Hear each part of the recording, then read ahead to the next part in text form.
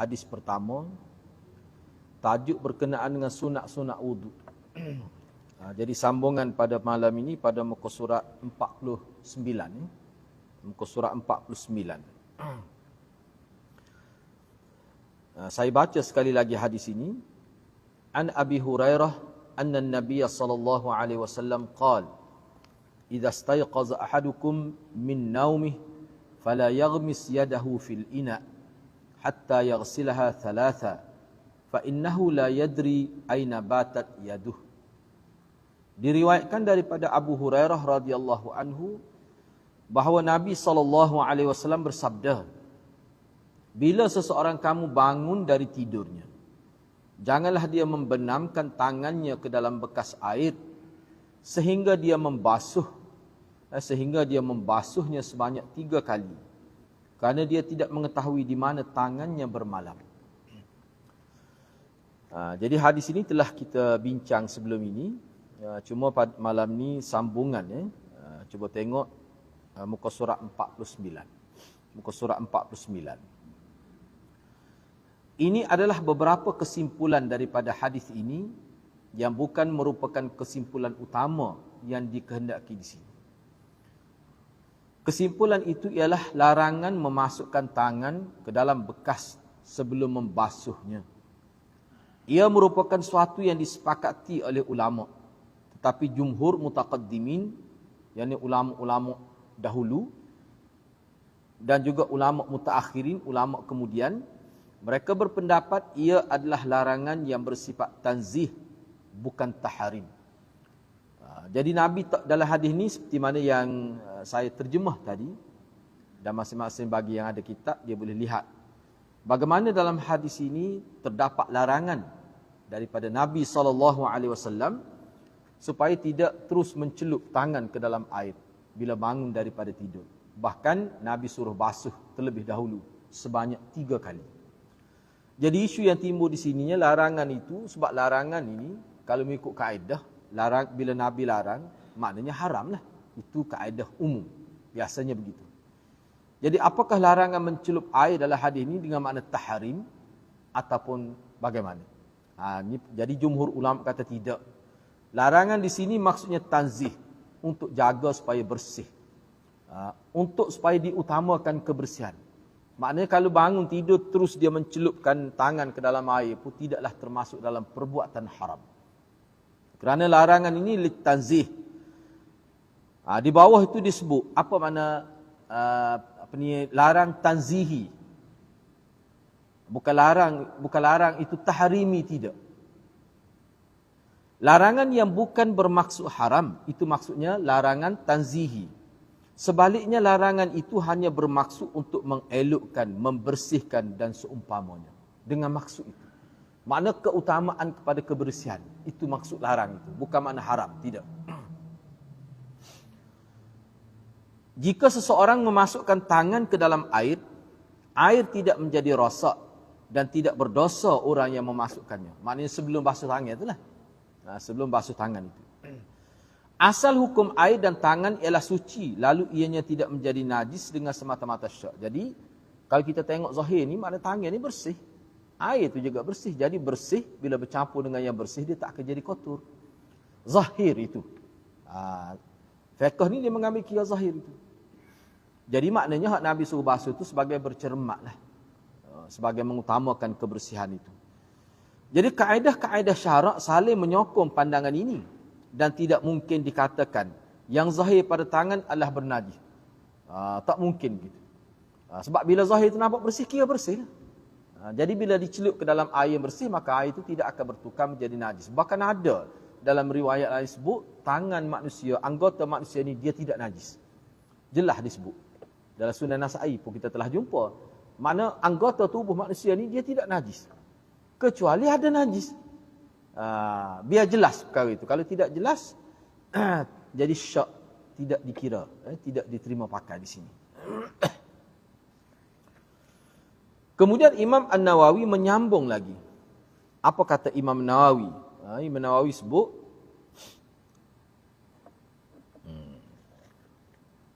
hukum ini semuanya bila seseorang syak tentang kenajisan tangan. Satu golongan ashab kita, yakni ulama-ulama dalam mazhab Syafi'i, mereka berpendapat bila seseorang yakin tangannya bersih, lalu dia mahu mencelupkan tangan dia atau menyelamkan tangan dia ke dalam bekas air sebelum membasuhnya, maka hukumnya adalah hukum syak lah.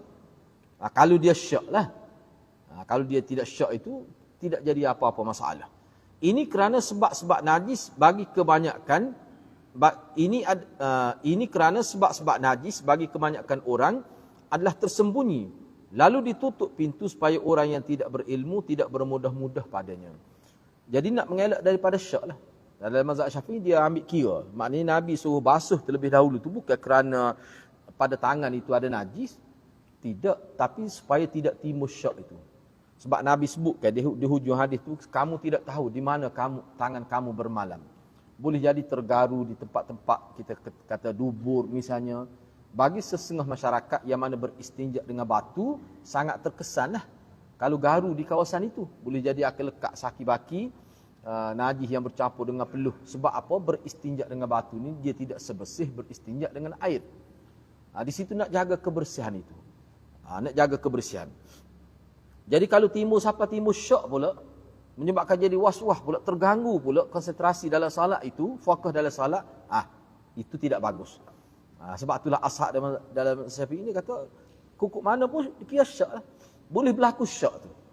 Sebab itulah ada setengah ulama menggunakan istilah ihtiyat, bercermat. Basuh tangan itu sebagai bercermat, supaya tidak timbul syak. Sebab kalau syak itu sebenarnya dia boleh menjadi satu gangguan lah. Syaitan boleh guna tu. Rasa tidak yakin tu boleh diguna oleh syaitan untuk menyebabkan solat itu jadi tidak tenteram, tidak aman. Sebab yang kita bincang ni berkenaan dengan taharah ni sebenarnya untuk solat lah. Untuk solat. Supaya solat kita itu berada, kita masuk dalam solat dalam keadaan yang betul-betul hati itu boleh fokus pada Allah. Tak timbul dah isu-isu sampingan itu. Dan selain daripada itu, untuk menutup pintu supaya orang yang tidak berilmu ni bermudah-mudah saja dalam bab najis ni. Dia kena utamakan itu. Mana dalam kehidupan umat Islam, dan terbukti bagi kita yang belajar bahawa dalam mazhab Syafi'i ini dia paling bersih lah. Keutamaan dari segi nazafah, dari segi taharah dalam mazhab Syafi'i ini paling ketat. Itu memang semua ulama terima. Dia tekankan sangat. Mana ada kebaikan lah. Baik, pendapat asah yang dipegang oleh kebanyakan ashab kita ialah tidak makruh. Maknanya perkara ini menjadi khilaf dalam mazhab Syafi'i sendiri. Seseorang yang tidak basuh tangan kemudian dia celup air, jadi setengah-setengah pendapat dalam mazhab Syafi'i, tokoh-tokoh juga dia kata makruh, seperti yang disebut oleh Imam Nawawi. Tetapi mengikut pendapat yang pendapat asah ni maknanya ada dua pendapat. Pendapat itu lebih kuat, itu pendapat asah. Pendapat yang lebih kuat. Setengah ulama kata pendapat yang satu lagi pun kuat juga, cuma yang ini lebih kuat. Itu istilah dalam mazhab Syafi'i. Bila orang belajar fiqh dia panggil qaul yang asah. Jadi mengikut qaul yang asah yang dipegangi oleh kebanyakan tokoh-tokoh kita, mana tokoh dalam mazhab Syafi'i, tidak makruh. Khilaf tu dalam bab ni. Dalam mazhab Syafi'i ni pun khilaf. Bahkan seseorang itu boleh memilih antara terus mencelup tangan ke dalam air, atau membasuh tangan terlebih dahulu. Dia boleh pilih sama ada bila bangun tidur tu dia terus nak mencelup air sebelum dia basuh tangan, ataupun dia basuh terlebih dahulu. Itu boleh. Tidak ada hukum makruh pun di situ. Mana khilaf lah dalam mazhab Syafi'i. Ada yang kata makruh, ada yang kata tidak makruh. Jadi bagi mereka yang mengatakan tidak makruh, kerana Nabi SAW menyebutkan tidur serta mengingatkannya, serta mengingatkan sebabnya ialah syak. Bila ternafi illat, iaitu sebab, maka ternafilah larangan. Jadi bila kita yakin tidak ada najis, maka daripada mana datangnya syak itu? Dah tahu jelas tangan kita bersih. Sedangkan illat jadi makruh tu kerana sebab timbul syak. Syak tu timbul kalau kita ragu tentang ada ataupun tidak. Syak tu. Jadi kalau syak tu hilang, memang kita yakin tangan kita bersih. Nak timbul syak macam mana lagi? Itu maksud dianya. Baik, jika larangan itu umum, nescaya Nabi SAW akan bersabda. Kalau larangan itu umum, larangan itu kuat, pasti Nabi kata begini. Janganlah dia memasukkan tangannya sehingga dia membasuhnya. Bahasa Nabi itu tidak tegas. Bahasa Nabi itu tidak tegas. Kalaulah maknanya Nabi larang dengan makna haram, mesti Nabi kata janganlah dia memasukkan tangannya sehingga dia membasuhnya. Itu bahasa itu lebih tegas. Tetapi sebaliknya yang digunakan oleh Nabi dalam hadis ini, kalau kita perhatikan, Nabi kata, janganlah, fala yaghmis yadahu, janganlah dia memasukkan tangan dia ke dalam bekas air sehingga dia membasuh 3 kali. Sebab dia tidak tahu di mana tangan dia berada ketika dia tidur. Jadi tidak tahu. Maknanya di situ ada kemungkinan sahaja. Kemungkinan tangan itu terkena najis di bahagian dubur ke ataupun di bahagian tempat sulit, daki dan mana kotor. Jadi kalau kita bangun, kita tengok tak ada pun, mana terus boleh celup lah. Itu ya. Jadi bila kita tengok tangan kita tidak ada kesan-kesan kotor, hitam ke di celah kuku misalnya, maknanya yakin itu tangan bersih. Patut cium pun tak ada bau busuk kita kata. Kalau begitu boleh celup, terus boleh celup. Tidak makruh. Tidak makruh. Tetapi bagi pendapat yang kedua, pendapat yang seperti yang disebut oleh Imam Nawawi, yang dalam mazhab Syafi'i juga yang kata makruh tu, sebab dia kata takut timbul tu lah. Betul, zahirnya nampak tidak ada. Kok ada. Kok ada tu lah setengah ulama kata tak boleh kira. Kok ada tu, ada ke tidak? Yang kata makruh atas rasa ihtiyat, cermat. Atas rasa itu. Jadi kalau nak kira yang mudah, yang lebih ramai, dia kata zahir tak ada. Tak timur makruh tu. Tu pendapat lebih ramai lah. Dan itu pendapat yang kuat dalam mazhab Syafi'i. Pendapat yang asah. Kalau pendapat tu kuat, pendapat ni lebih kuat lagi. Itu pendapat yang asah. Mengikut mazhab Imam Syafi'i. Baik. At-Turbashti berkata, hadis ini berkaitan dengan orang yang tidur pada waktu malam serta ia beristinja dengan menggunakan batu. Seseorang yang keadaannya bukan sedemikian, maka situasinya adalah lebih luas. Namun begitu ia tetap digalakkan untuk membasuh tangannya. Ini kerana sunnah bila ia datang untuk sesuatu maksud bukan bermakna sunnah tersebut hilang dengan hilang maksudnya. Dia begini maksud. Perenggan terakhir ni kata Turbashti, sebenarnya ada pun kenyataan daripada ulama lain. Hadis Nabi ni asbab wurud hadis Nabi. Kenapa Nabi beri penekanan jangan celup tangan kecuali basuh dulu 3 kali, sebab kamu tidak tahu tangan kamu masa kamu tidur, tangan kamu bermalam di mana kamu tidak tahu. Mengikut setengah ulama, hadis ini dia berkait dengan satu kelompok masyarakat Islam yang berada di kawasan jauh daripada Madinah. Kawasan itu kawasan panas dan nak dapat air pun payah. Jadi mereka biasanya mereka beristinja bukan dengan air tetapi dengan batu. Jadi tidur pada waktu malam dahlah panas, boleh jadi peluh akan berkumpul di tempat sulit tu. Dalam keadaan mereka istinja bukan dengan air. Beristinja dengan batu ni kok mana dia akan ada kesan-kesan itu. Kesan najis itu.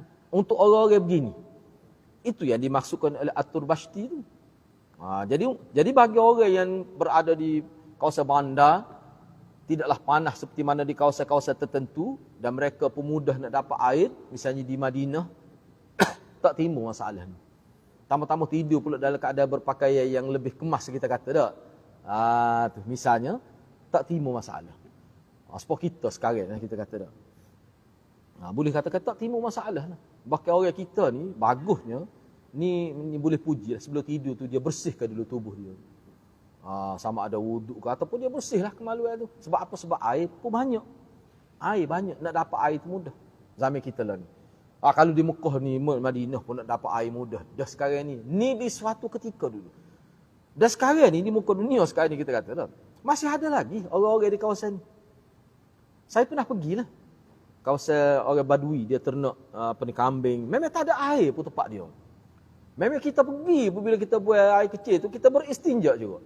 Memang tak ada air. Tempat-tempat. Dia puak-puak dia pun kita tengok pakaian pun bau lebih kurang kambing. Bahasa dia pun kita tak faham. Bahasa kampung sangat. Tak faham apa satu. Dia bercakap. Kecuali orang hidup situ 25 tahun dah, orang Fatani tu, dia boleh faham lah. Dia kata bahasa dia ni tak bahasa kampung sungguh. Kalau tak biasa memang tak faham. Kalau dalam situasi itu, orang yang hidup dalam keadaan itu, maka terpakailah hadis ni kepada dia. Sebab dia hidup begitu. Dia solat pun dengan pakaian tu. Masalah kita kata najis binatang yang halal dimakan tu kan. Air kencing dia dan sebagainya. Kita sudah bincang kan. Perkara tu khilaf ulama. Ada kata boleh, ada kata tidak boleh. Jadi bagi dia tak ada masalah. Untuk dia yang hidup di kawasan tu, kalau kita perketatkan dari sudut kebersihan, jadi susah pun buat dia tu. Itu. Ya, boleh.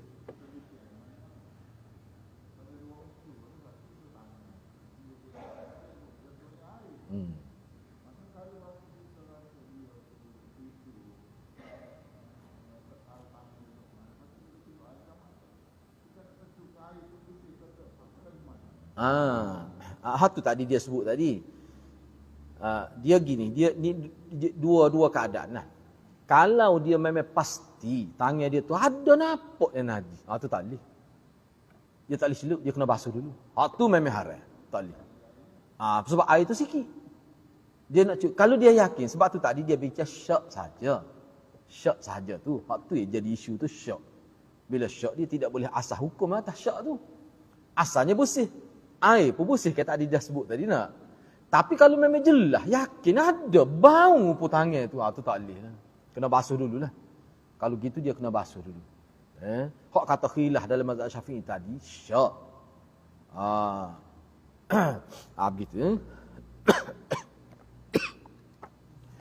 Baik, seterusnya hadis yang kedua. Kita pergi kepada hadis yang kedua. An Abi Hurairah anna an-nabiy sallallahu alaihi wasallam qala idza istayqaza ahadukum min manamih falyastanthir 3 marrat fa inna asy-syaitan yabitu ala khayashimihi. Ni jamak khayshum. Jamak daripada kalimah khayshum. Khayshum itu mufrad. Daripada Abu Hurairah radhiyallahu anhu bahawa Nabi SAW bersabda, bila seseorang kamu bangun dari tidurnya, hendaklah dia memasukkan air ke hidungnya dan menghembuskannya sebanyak 3 kali. Dia panggil istinsyar. Istinsyar. Kerana syaitan bermalam di dalam rongga atas hidungnya. Rongga atas. Dia bukan rongga ni. Rongga atas ni mana sini? Sini. Ni bahagian atas. Ni panggil khayshum. Bukan rongga hak sini. Hak atas, bahagian atas. Dia panggil khayshum. Orang Kelantan panggil baterong. Bukan sini, hak atas. Sebab tu bila kita masuk air kan, kita kena angkat kepala tu. Buat gitu supaya dia pergi ke khayshum tu.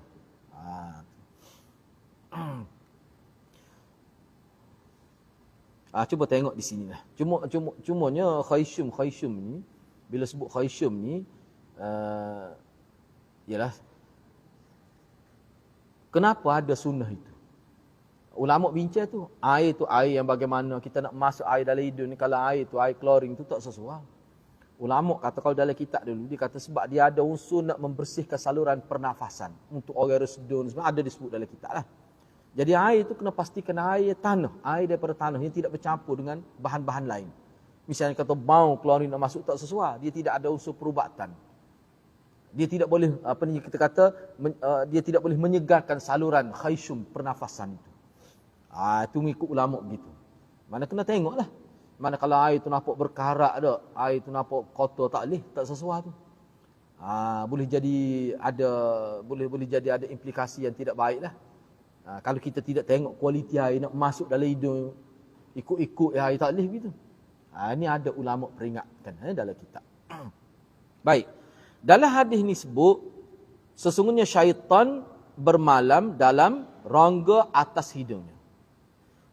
Khayashim ialah lafaz yang menunjukkan lebih dari satu. Plural lah. Kepada lafaz satunya singular itu khayshum. Khayshum ni makna satu. Khayashim maknanya khayshum. Sebab dia kata tu kata jamak. Khayashim. Kalimah ini mempunyai beberapa makna. Dari segi bahasa Arab.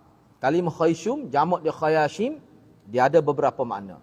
Antara makna dia adalah sebelah atas bahagian hidung dan keseluruhannya.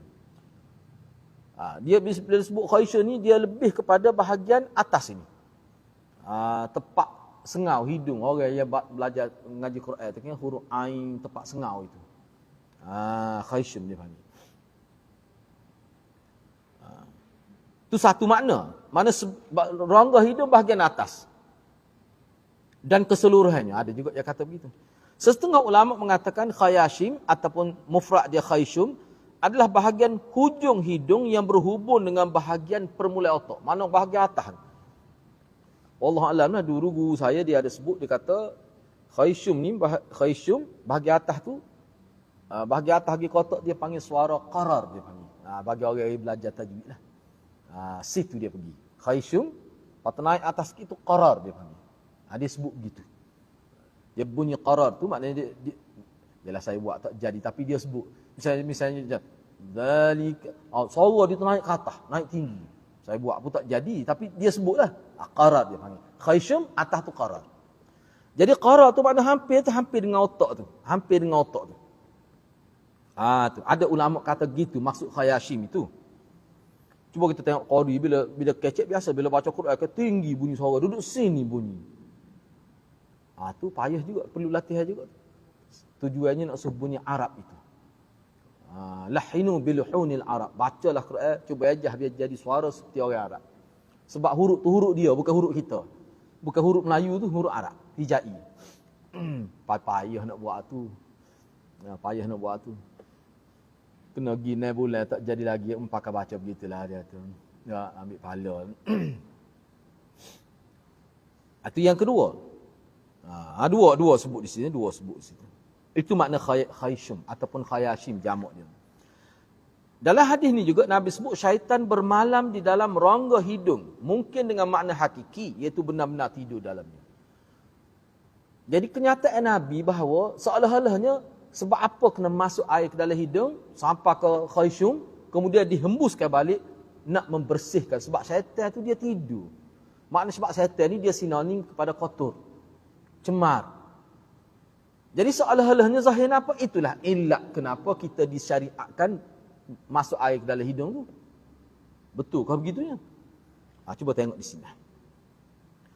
Jadi kenyataan Nabi bahawa syaitan bermalam di dalam rongga hidung mungkin dengan makna hakiki. Memang betul gitu sungguh. Kalau orang lain sebut kita tak percaya, bila Nabi sebut kita percaya. Sebab Nabi sebut. Mana benar-benar tidur dalam hidung lah. Maksudnya kenyataan Nabi itu hakikatnya begitu. Itu satu. Boleh difaham gitu. Mungkin juga dengan makna majazi, bukan makna sebenar. Sebut gitu zahirnya, tapi bukan makna itu yang Nabi kehendaki. Itu dia panggil majazi. Bahasa berkias. Tapi sebenarnya ia bermaksud syaitan membisikkan dalam fikiran supaya timbul perasaan malas dan lesu. Sebab dia duduk di khayshum tu dekat dengan otak tu. Dekat dengan otak tu. Tu. Maknanya, kalau kita faham gitu, itu pemahaman secara majazi. Bukan maksud seperti zahir teks itu. Khayshum ialah penghujung hidung yang bersambung dengan permulaan otak itu.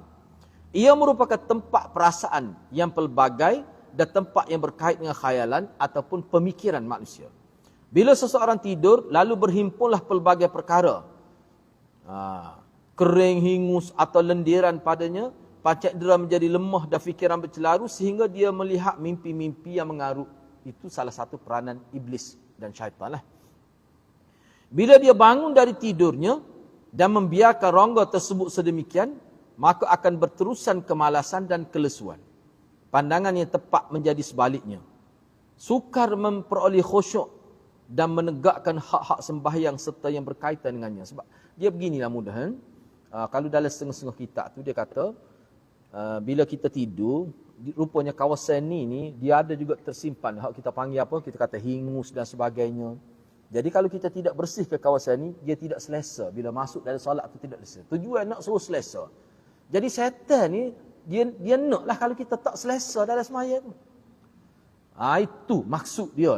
Dia kaitkan dengan iblis tu. Sebab iblis ni, syaitan ni, dia nak benar kita masuk dalam solat dalam keadaan tidak selesa.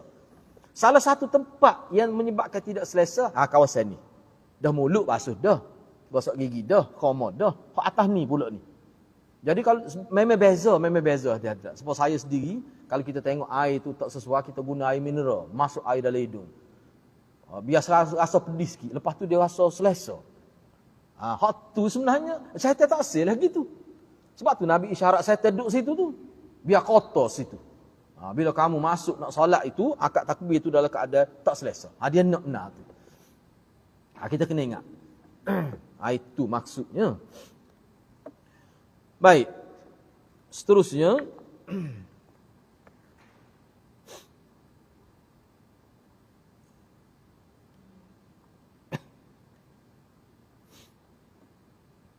Kemudian At-Turbashti berkata, segala yang disebutkan dalam hadis ini hanyalah berdasarkan kemungkinan sahaja. Yang sebenarnya ialah beradab terhadap kalimah-kalimah nubuwah yang merupakan rahsia-rahsia ketuhanan serta tidak memperkatakan sesuatu tentang hadis ini dan yang seumpamanya. Turbashti kata, hak ulama tu sebut sani, setan ada sungguh. Boleh juga kita terjemah gitu. Mana bahasa hakiki. Selagi tak ada syaitan, tak ada situ. Cuma Nabi isyarat tu tepat yang perlu kena jaga. Supaya keselesaan salat kita tu. Sebab apa situ terkumpul dia punya balgam, kita kata tak. Gapa dia lagi hingus ke di atas ni. Jadi nak korek dengan tangan. Apa tak boleh sebab dia lalai. Aku tu kena masuk air tu sebab tu kena akak kepala tu. Kemudian istinsyar mana? Keluarkan. Tu. Baik. Itu kata-kata ulama. Nabi tak sebut gitu. Pandangan ulama. Sebab nak memahami hadis Nabi. Baik. Sebab tu dia kata kata-kata pandangan ulama tu berada dalam kadar kemungkinan begitu maksudnya. Kata Turbashti. Ni orang alim Turbashti ni. Sebab tu orang ambil kata-kata dia. Hak sebenarnya macam mana? Dia kata hak sebenarnya, kalau kita nak beradab, kita nak pakai hak zahir Nabi sebut, kata-kata Nabi itu merupakan kalam nubuwah. Kalam wahyu sebenarnya, kata Turbashti. Kita tak tahu rahsia-rahsia di sebalik itu. Hakikat kita tak tahu. Apa Nabi kata gitu? Syaitan duduk tu, apa dia maksud sebenar? Wallahu a'lam. Kita tak tahu. Tapi bila Nabi suruh istinsyad dengan menyatakan ilak kerana syaitan duduk situ, kita buatlah. Tak tahu sebenar lagu mana. Dan itulah sikap sahabat. Nabi buat, kita buat. Tak caralah. Hikmat dia tahu kau tak tahu. Sebab Nabi ni kalam nubuwah. Nabi ni kalau dia kecek tidak seperti kita. Daripada Allah itu. Itu maksud Turbashti di sini. Ini kerana Allah Subhanahu Wa Taala mengkhususkan kepada Rasulnya makna-makna yang ganjil. Dan menyingkapkan kepadanya hakikat pelbagai perkara yang tidak mampu untuk dikuasai oleh kefahaman dan akal manusia. Sebenarnya kata-kata Turbashti ni, dia lebih cenderung supaya jangan kita kata majazi perkara itu. Dah Nabi sebut gitu, kita terima sajalah. Bila hadis tu sahih. Sebab Nabi bila dia bercakap ni, dia tidak sia-sia bercakap pada dia tu. Mana tahu takut syaitan ada sungguh situ. Jadi makna kena bersihlah kawasan tu. Sebab syaitan ni sifat dia kotor. Tu maksud Turbashti. Tak usah dia nak tahu jauh-jauh lah, takut tak betul. Sebab tu dia kata ulama sebut tu ihtimal, kemungkinan sahaja.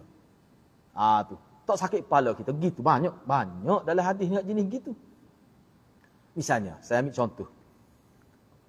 Ni saya sebut dah sebelum ni. Misalnya Sayyidina Ali, dia pernah tengok Nabi bila selesai ambil wuduk, Nabi minum air lebih dalam bekas tu. Minum sambil berdiri. Sayyidina Ali kata, aku buat ni kerana aku tengok Nabi buat ya. Aku tak tahu apa hikmat dia. Maksud apa Nabi buat gitu, aku tak tahu. Tapi bila kata Nabi buat, aku tengok sendiri. Maka aku buat. Dan perbuatan Nabi ni atas dasar iman, yaqazah imani, kita kata. Yaqazah imani, atas kesedaran iman, hak Nabi buat mesti baik. Bila jelas sahih. Tak sahih ke mana, dia kata, aku tengok sendiri. Buat apa Nabi minum tak saya tanya aku tak tahu. Nabi pun tak ayat. Supaya juga hal ni. Nabi ni, dia kata masak air dalam hidung, dia sendiri buat. Ada hadis fi'li, ada hadis qawli. Ada hak Nabi buat, ada hak Nabi sebut. Buatlah. Itu maksud Turbashti. Tak suruh fikir pelik-pelik. Situ dia kata, seolah-olah begitu. Baik. Sebabnya Nabi bila dia bercakap ni, itu daripada Allah. Supalah misalnya kalau guru saya tu dia sebut apa Nabi suruh bila kita nak berzikir lepas mayang ya. Subhanallah sampai 3 kali. Tempat lain Nabi tak sebut sebanyak tu. Cukup bila 99 jadi dah 33 kali 3. Cukup dengan la ilaha illallah. Bila tu selepas salat, apa Nabi, apa hikmat? Tak ada seorang pun ulama boleh sebut. Apa gitu? Patut tak boleh kalau kita buat 330. Boleh, tapi apa Nabi buat 33? Kalau mengikut guru saya, dia kata kita buat sebanyak tu sudah. Nak banyak tempat lain. Sebab Nabi sebut jelas tu takhsisul adat. Ta'yinul adat. Mana mengkhususkan bilangnya. Tak tahulah apa hikmat dia. Ulama tak boleh nak sebut. Tak ada seorang pun boleh sebut tu. Apa yang jadi 33 kali. Dan Nabi suruh, sahih, ikutlah. Supaya sahabat dia pakai ikut. Tu cara ulama. Sebab dia ada setengah-setengah perkara ni, bila sahih daripada Nabi, kita tak tahu apa hikmat pun. Bila jelas, kita pakai ikut saja. Saya tak tahu apa Nabi pergi ke kanan. Kita ikutlah aku kanan pun dah kita tak tahu. Gitu. Kita dengan Nabi ni hati-hati. Bila jelas Nabi buat gitu, buat begitu. Buat begitu. Itu cara ittiba' sunnah. Dan kerana cara itulah sahabat berjaya dinobatkan sebagai khairu ummah ukhrijat linnas itu. Tu ya sebenarnya. Kita nak ta'wil, nak bincang dari segi fiqh, nak kata hikmat gini, tempat lain mungkin. Situ tak payah. Itu maksudnya. Sebab kalau nak ta'wil belaka hadirat, takut ilah hak maksud sebenar tu. Hak tu bimbang. Kalau kita nak ta'wil semua perkara, takut ilah hak maksud sebenar. Ni bab ibadat ni. Pusain Ali katalah ibadat ni tauqifi, kita ikut saja. Kalau ibadat ni kita nak guna logik akal, orang sapu khuh tu dia tapak kaki, bukan di atas. Dia sapu bahagian atas, dia tidak sapu bawah. Sayyidina Ali kata kalau ibadat asas dia otak, guna logik akal, mesti kita akan sapu bawah. Tidak gitu. Tapi apa yang jadi sapu atas? Mungkin Nabi buat gitu. Nabi jelas Nabi buat gitu. Dia tak boleh nak kosek tu. Tak boleh nak kosek. Kelantan kata tak boleh nak kosek tu.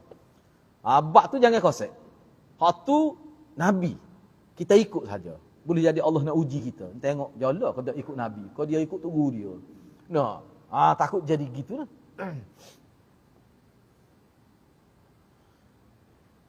Hadis ini tak habis lagi buah ni.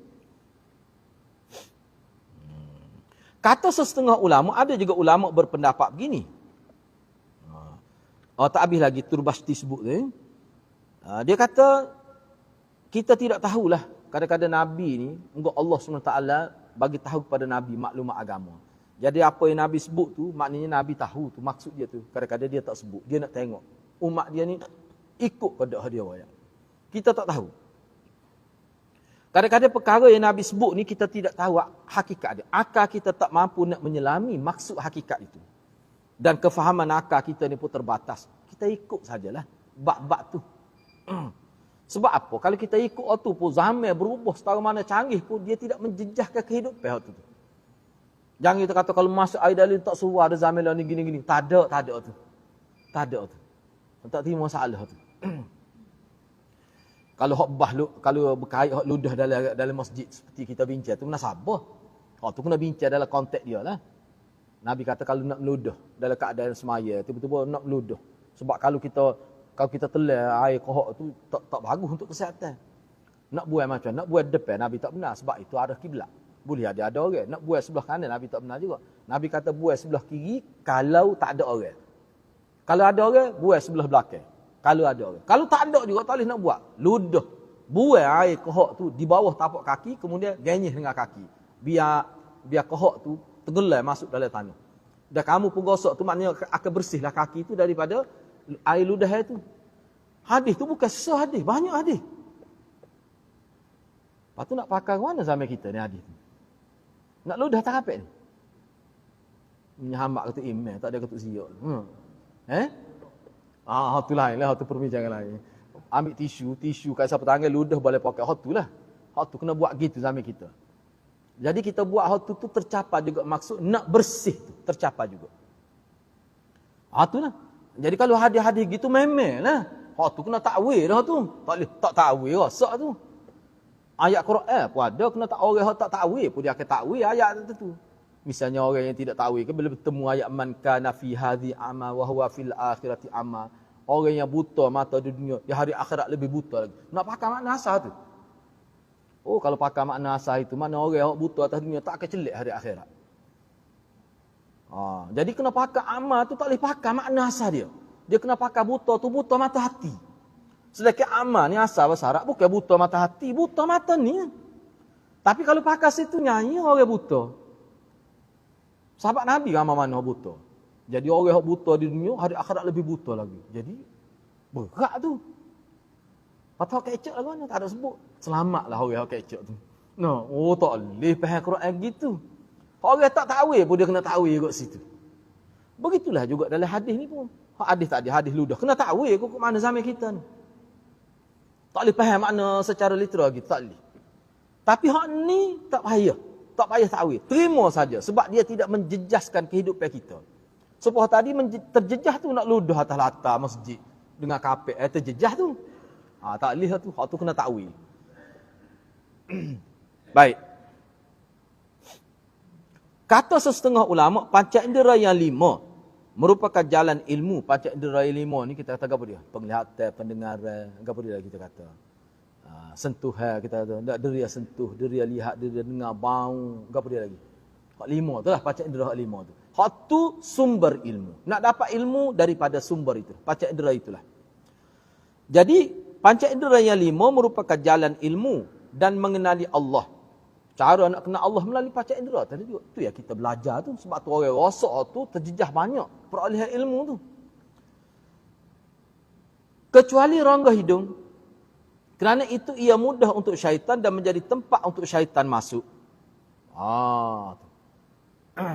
Masuk tu maksudnya masuk duduk bermalam di situ. Sebab kira-kiranya kalau orang lain nak masuk dalam mata payah.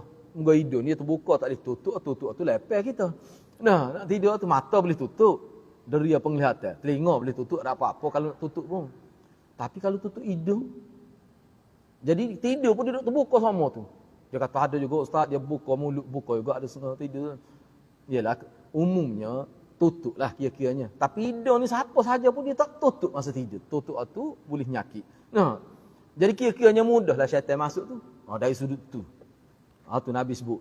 Sebenarnya ada lagi ulama lain kata suruh basuh tu ialah kotoran. Mungkin dia terbuka gitu sokmo masuk debu-debu ke apa. Semuanya tu huraya dia nak supaya selesa salat itu. Hak tu ya sebenarnya. Jadi hadis ini menerangkan perintah supaya membersihkan hidung dengan cara memasukkan air ke dalam. Membersihkan hidung dengan cara memasukkan air ke dalamnya. Kemudian mengeluarkannya. Bila seseorang itu bangun dari tidur, gitulah hak dia kena buat. Zahir hadis, bila seseorang kamu bangun dari tidurnya, adalah umum merangkumi tidur pada waktu siang dan malam. Tetapi sabdaan berbunyi syaitan bermalam, menunjukkan tidur di sini adalah tidur malam sahaja. Ulama khilaf ni hadis ni. Tidur tu tidur hak malam tu, kau termasuk juga tidur hak siang hari. Untuk buat gini. Kebanyakan ulama kata hak ni tidur hak malam tu. Hak kita tutup lapu, tutup nela, pakaian pun lain, selimut, bahan apa tak golek, tak uak lagu tu kalau siang hari. Hak ni untuk malam maksud dia.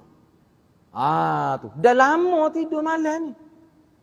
Hak tidur qailulah sekejap waktu zuhur tu tak termasuk. Ada ulama kata gitu. Tapi ramai juga ulama kata dak asal ke tidur saja. Boleh, tetap boleh sunnah tu. Misal kita tidur sekejap sebelum ambil wuduk kita basuh tangan dulu. Boleh tu pahala tu. Walaupun tidur qailulah 20 minit, 30 minit waktu matahari di atas kepala ketika waktu zuhur. Boleh juga sunnah ni. Tapi setengah ulama kata dak ni untuk malam sahaja. Khilaf lah di kalangan ulama tu kan. Cumanya bagi ulama yang mengatakan ini hadis ni berkait tidur waktu malam, mana isyarat nabinya? Nabi kata syaitan bermalam. Mana bila kata syaitan bermalam, ni tidur pada waktu malam. Dia ada ke arah itu. Sebab tu ramai ulama kata begitu. Walau bagaimanapun Allah Ta'ala telah memberikan kemampuan kepada syaitan untuk menguasai manusia dalam apa jua keadaan. Bila anak Adam telah tidur, maka syaitan akan bermalam di dalam rongga hidungnya dengan izin Allah Azza wa Jal. Justru itu Nabi SAW menyuruh supaya membersihkan hidung daripada kesan syaitan dengan memasukkan air, lalu menghembuskannya sebanyak 3 kali. Kemampuan syaitan menguasai manusia yang diberikan oleh Allah Ta'ala pasti mempunyai hikmat yang tidak mampu diketahui oleh manusia. Padahal kita kata, apakah maknanya kita jadi terhalang daripada gangguan syaitan dengan kadar itu? dah kata dia masuk ledeng, maka masuklah air. Bila kamu bangun tidur dah hembus. Apakah dengan perbuatan itu saja kira-kiranya sudah terhalang daripada gangguan syaitan? Tidak maksud begitu. Tapi kukuk mana pun, tidur ni setiap hari. Malam pun setiap malam. Bila kita masuk air dalam hidup, kena ingat kita nak lawan syaitan. Kena ingat semua tu. Tujuan nak latih supaya kena ingat semua. Syaitan yang tak nampak kelih ni, musuh yang tak nampak kelih ni dia bahaya. Padahal dalam hadis lain, dia sebut masuk pak dalam hati melalui saluran darah tu. Cumanya sini sebenarnya dia isyarat kepada nak ingat. Syaitan tu musuh kamu, hak ada semua bersama kamu. Kena berhati-hati. Jadi nak lawan dia tu tak erat dengan cerdik saja. Tak erat dengan akal, tak cerdik saja. Dia kena guna agama. Itu isyarat ke arah tu. Nak lawan syaitan kena guna agama. Kalau tidak, rebah kita. Sebab tu orang sesak ni, profesor pun sesak. Jangan ingat orang sesak ni orang kapung saja. Tak. Orang jual obat kata penyakit datang tak menentu, tak kena mertua, kena menantu. Yalah, tak kira siapa penyakit ni. Penyakit sesak ni penyakit. Sesak ni adalah penyakit. Jadi makna nak isyarat tu. Jadi nak lawan syaitan ni kena zikrullah. Kena ingat kepada Allah. Ingat semua. Nak buat gani sebut nama Tuhan. Nak buat gani sebut nama Tuhan. Itu latihan. Ni kena ingat lah. Bangun tidur ingat lalu tu. Itulah maksudnya. Bangun tidur tu ingat lalu.